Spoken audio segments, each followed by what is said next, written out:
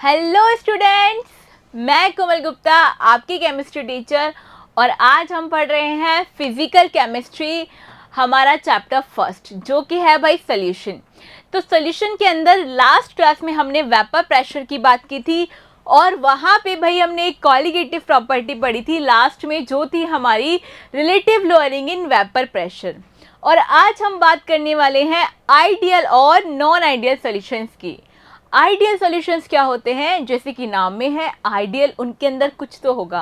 और non ideal solutions क्या होंगे, जहाँ पे भाई वो आइडियल वाले सॉल्यूशन को फॉलो नहीं करेंगे। तो इसके लिए हम देखते हैं आगे कि क्या होंगे आइडियल और नॉन आइडियल सॉल्यूशन। तो भाई यहाँ पे जो लास्ट क्लास में हमने बात की थी, थोड़ा वहीं से शुरू करते हैं। हमने लास्ट क्लास में बात की थी कॉलिगेटिव प्रॉपर्टी की। कॉलिगेटिव प्रॉपर्टी क्या होती है? Property of solution which depends only on the number of solute particle. किस पे डिपेंड करती है? Only on number of that solute particles and does not depend on nature of solute particle. अब वो solute particle कैसा है, कितना ज़्यादा वेपर प्रेशर को कम करता है, इससे ही हमें फ़र्क पड़ेगा। हमें कोई फ़र्क नहीं पड़ता कि जो हमारा सोल्यूट पार्टिकल है भाई वो कैसा है, मतलब यूरिया है, ग्लूकोज है, सुक्रोज है, कुछ भी हो, हमें कोई मतलब नहीं है। तो ये बात है भाई कॉलिगेटिव प्रॉपर्टी की। लेकिन इससे पहले हमें एक टर्म और पढ़नी है ideal and non ideal solutions की। फिर हमारे पास सिर्फ कॉलिगेटिव प्रॉपर्टीज और भाई मोस्ट इंपॉर्टेंट पार्ट वो इंटा फैक्टर ही बचेगा। तो फिर अब बात करते हैं हम हमारे ideal and non ideal solutions की। भाई आइडियल सॉल्यूशंस क्या होंगे? देखो, तुम्हें सिर्फ एक टाइप के सॉल्यूशन पढ़ने की ज़रूरत है, अगले वाले तो हमें वहीं से समझ में आ जाएंगे।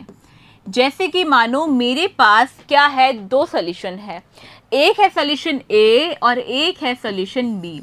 अब ये वॉलेटाइल है, नॉन वॉलेटाइल है, मैं इसकी बात नहीं कर रही। मैंने क्या किया, इन दोनों सॉल्यूशंस को मिला दिया।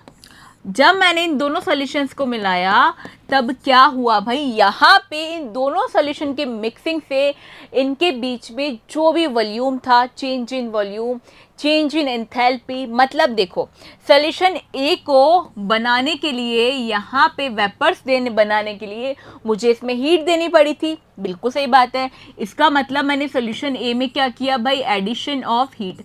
It's an endothermic process.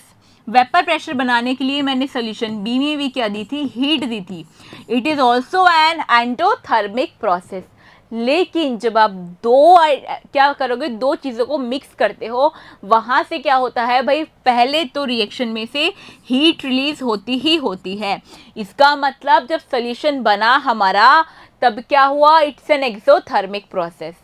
तो यहाँ पे भाई जो टोटल हमारा हीट में चेंज आएगा वो इक्वल आएगा। इन दोनों का सम, इन दोनों में जितनी हीट लगी उन दोनों के बराबर ही यहाँ से हीट रिलीज होगी। तो ये क्या हुआ, मतलब डेल्टा एच इनका क्या हुआ, डेल्टा एच मिक्स इनका क्या हुआ भाई, इज इक्वल्स टू 0। यहाँ जितना लगा उतना ही यहाँ से निकली। मतलब यहाँ पे अगर 15 अमाउंट ऑफ डेल्टा एच लगा, यहाँ पे 15 लगा, तो यहाँ से भाई 30 किलो जूल हीट जो है रिलीज हुई थी। अगली चीज़ देखो, यहाँ पे मान लो मैंने कितना लिया, 10 ml सोल्यूशन लिया और यहाँ पे 10 ml लिया और यहाँ सोल्यूशन कितना बना मेरा, 20 ml। इसका मतलब डेल्टा मिक्सिंग ऑफ वी भी कितनी हुई भाई, 0 रही, क्योंकि यहाँ पे दोनों का मिक्सिंग करके जो सोल्यूशन बना वो भी 0 हो गया। और तीसरी बात सुनो, डेल्टा एच डेल्टा वी, इसके बाद हमने एंट्रोपी को देखा। भाई एंट्रोपी एक ऐसा फैक्टर है कि जब भी चाहे तुम्हारा सॉल्यूशन आइडियल हो चाहे नॉन आइडियल हो, हर बार क्या होगी, एंट्रोपी बढ़ेगी ही बढ़ेगी, क्योंकि यूनिवर्स में जो एंट्रोपी है वो कंटिन्यूसली इंक्रीज हो रही है। और वैसे भी तुम सोचो, देखो वहाँ पे कुछ क्या थी, एंट्रोपी थी, यहाँ भी कुछ एंट्रोपी थी, और जब ये दोनों की एंट्रोपी मिक्स हुई तब क्या हुई, एंट्रोपी बढ़ी।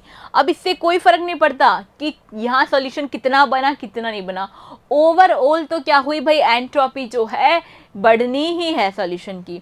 तो एंट्रोपी तो हमेशा इंक्रीज होगी और इसके साथ साथ जो हमारा डेल्टा जी होता है गिव्स फ्री एनर्जी, वो भी हर बार क्या होगी भाई, इंक्रीज ही होगी। तो डेल्टा एस और डेल्टा जी मतलब एंट्रोपी और गिव्स फ्री एनर्जी के लिए तो हमें दिमाग लगाना ही नहीं है कि ये घटेगी या क्या होगा, यहाँ सिर्फ एंट्रोपी बढ़ती है और डेल्टा जी भी बढ़ता ही बढ़ता है। अब अगली एक और इम्पॉर्टेंट बात हम करते हैं। अब तुम ये सोचो भाई, अगर मेरे इनके बीच में जो इंट्रैक्शन है, मतलब यहाँ पे जो ए मॉलिक्यूल्स प्रेजेंट है और यहाँ पे ये जो बी मॉलिक्यूल्स प्रेजेंट है, और यहाँ पे जो मेरा नेक्स्ट मॉलिक्यूल बना जो कि क्या है, ए और बी।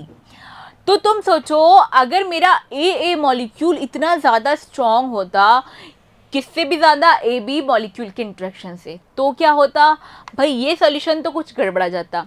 लेकिन आइडियल सॉल्यूशन में क्या होगा भाई, ए के जितना इंट्रैक्शन, जितना हमने इसको तोड़ने के लिए एनर्जी दी है और बी के इंट्रैक्शन को तोड़ने के लिए एनर्जी दी है, वो जो एनर्जी किसके बराबर है भाई, हमारा ये जो ए बी बना इसके इंट्रैक्शन के बराबर है। मतलब यहाँ पे इसका ए का मिक्सिंग और बी का मिक्सिंग, इन दोनों का इंट्रैक्शन का मिक्सिंग ही इसके बराबर है। जितना बॉन्ड स्ट्रॉन्ग ए का था, जितना बी का था, उतना ही किसका स्ट्रॉन्ग है, ए बी का। तो इसका मतलब भाई यहाँ पे इंट्रैक्शन में भी चेंज क्या आया, ज़ीरो। तो जब सब कुछ ही ज़ीरो है, इतना परफेक्शन तो किस में होता है भाई, कोई आइडियल चीज़ में ही हो सकता है। ऐसा कोई ह्यूमन तो एग्जिस्ट नहीं करता कि कोई आइडियल ह्यूमन बीइंग हो। तो ऐसे भाई सॉल्यूशन लेकिन हमारे एग्जिस्ट हो जाते हैं और उन्हीं को हम क्या बोलते हैं, आइडियल सॉल्यूशंस। जहाँ पे क्या होगा भाई, delta we mixing, delta H mixing, उनके interaction, entropies, gives free energy, और भाई इसकी बात हम अभी बाद में करेंगे, ये सब क्या होगा, ज़ीरो होगा। आई बात समझ में। अब पहले हम बात करते हैं हमारा आइडियल सॉल्यूशन क्या होता है। Solution which follows Raoult's law at all concentration and all temperature. Raoult's law क्या था बताओ, partial pressure of any substance is directly proportional to its mole fraction.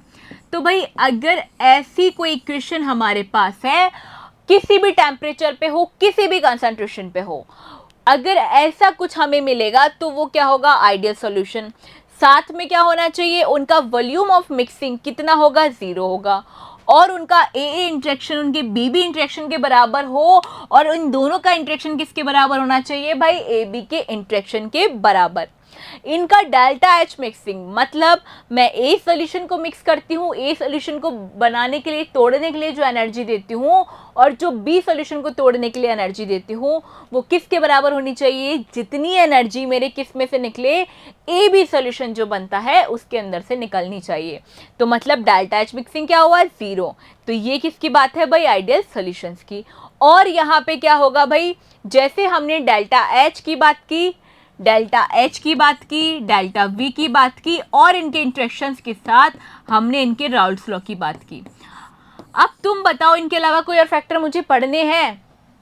क्या मुझे डेल्टा एस पढ़ने की ज़रूरत है? क्या मुझे डेल्टा जी पढ़ने की ज़रूरत है? नहीं, क्योंकि ये दोनों तो आइडियल और नॉन आइडियल सॉल्यूशन में बढ़ेंगे ही बढ़ेंगे। इनसे तो मैं पता ही नहीं चला सकती कि सॉल्यूशन मेरा आइडियल है या नॉन आइडियल। तो बात आई समझ में यहाँ तक की। अब अगली बात करते हैं हम इनके एग्जाम्पल्स की।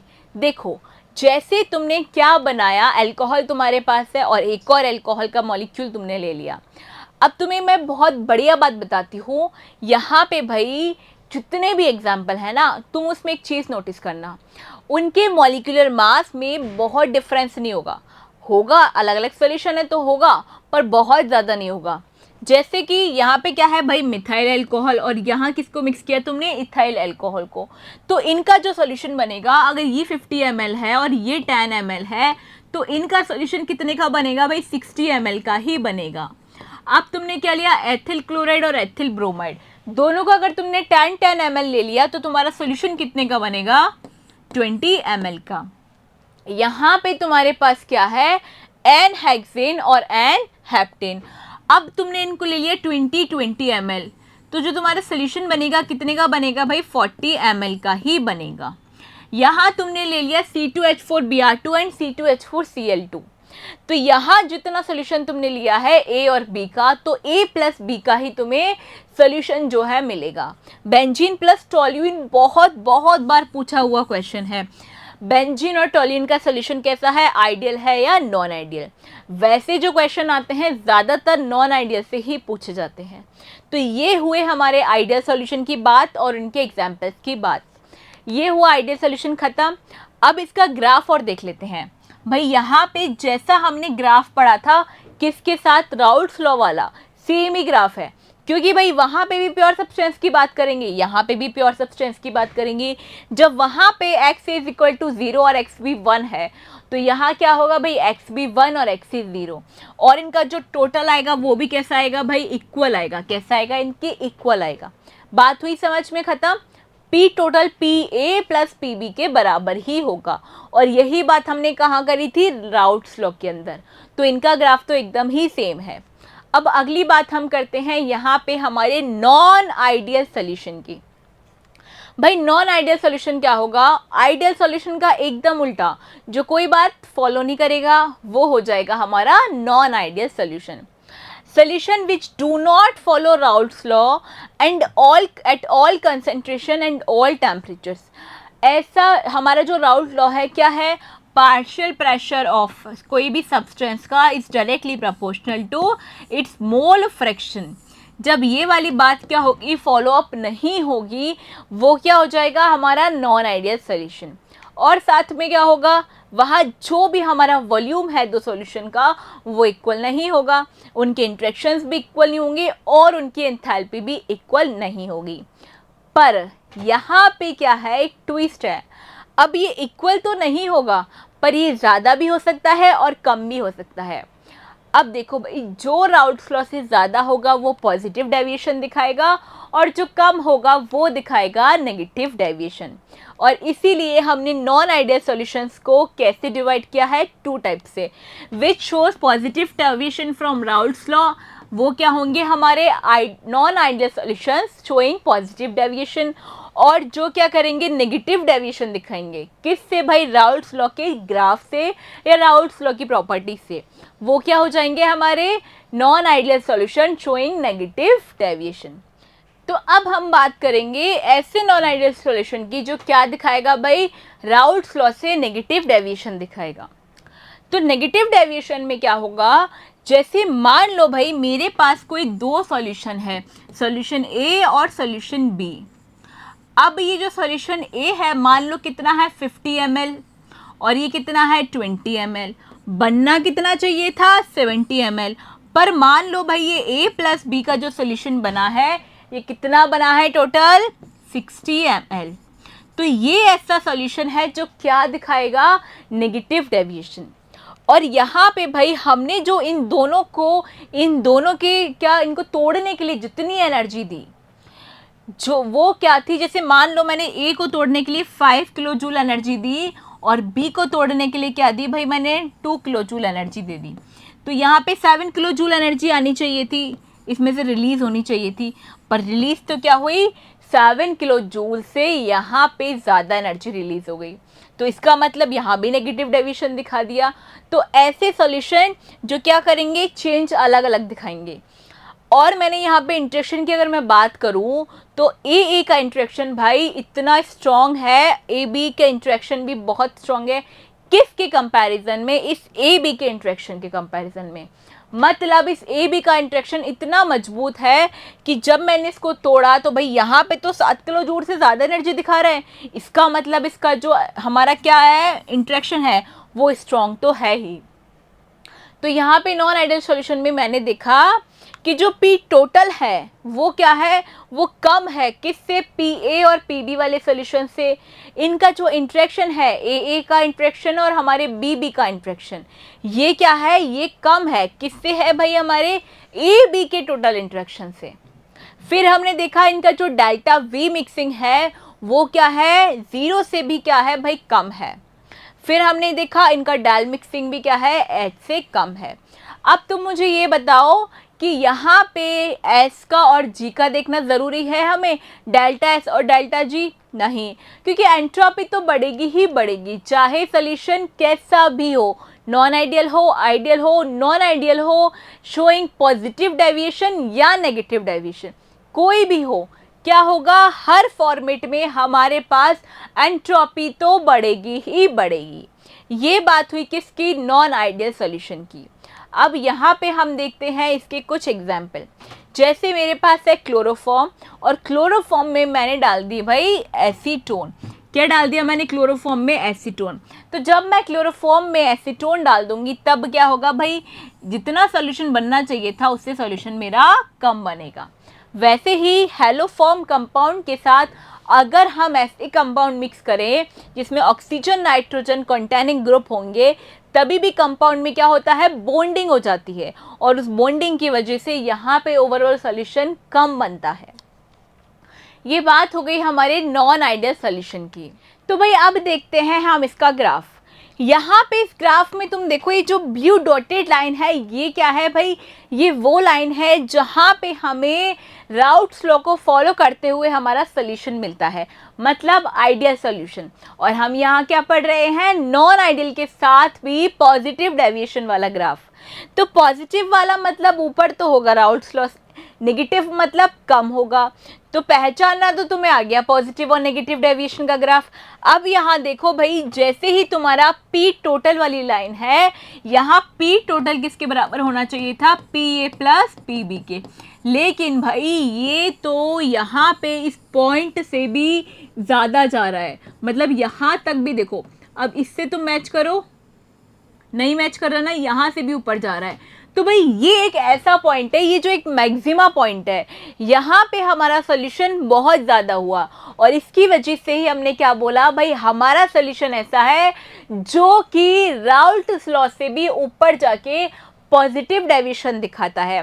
जितना सोल्यूशन बनना चाहिए था उससे ज़्यादा हमारा सोल्यूशन बना, इसीलिए भाई ये हुआ पॉजिटिव डेविएशन। तो आज की क्लास में हमने क्या क्या पढ़ा भाई, आज हमने बात की आइडियल सॉल्यूशंस की और नॉन आइडियल सॉल्यूशंस की। आइडियल सॉल्यूशंस क्या थे, ऐसे सॉल्यूशंस जो हमारे राउल्ट्स लॉ को फॉलो करते हैं। डेल्टा एच मिक्सिंग ज़ीरो होता है, डेल्टा वी मिक्सिंग ज़ीरो होता है, और उनके इंटरेक्शन के बीच में भी एनर्जी चेंज ज़ीरो होता है। और हमने क्या देखा, एंट्रोपी और गिब्स फ्री एनर्जी हर एक सॉल्यूशन में, चाहे वो आइडियल हो चाहे नॉन आइडियल, हर बार क्या होती है भाई, इंक्रीज होती है। जबकि नॉन आइडियल सॉल्यूशन में क्या था भाई, यहाँ पे दो तरीके के हमने सॉल्यूशंस पढ़े, एक पढ़े पॉजिटिव डेविएशन वाले और एक हमने पढ़े नेगेटिव डेविएशन वाले। पॉजिटिव डेविएशन में तो हर चीज़ क्या थी, पी टोटल हमारे पहले वाले सॉल्यूशन से ज़्यादा था, इंटरेक्शन में फोर्सेस ज़्यादा थे, और क्या पढ़ा, डेल्टा वी ज़्यादा था और डेल्टा एच भी ज़्यादा था। तो आज हमने बात करी ideal and non ideal solutions की। अब अगली क्लास बहुत इंपॉर्टेंट है जहां हम बात करेंगे कॉलिगेटिव प्रॉपर्टीज़ की। तो तब तक के लिए पढ़ते रहिए, हंसते रहिए। Thank you.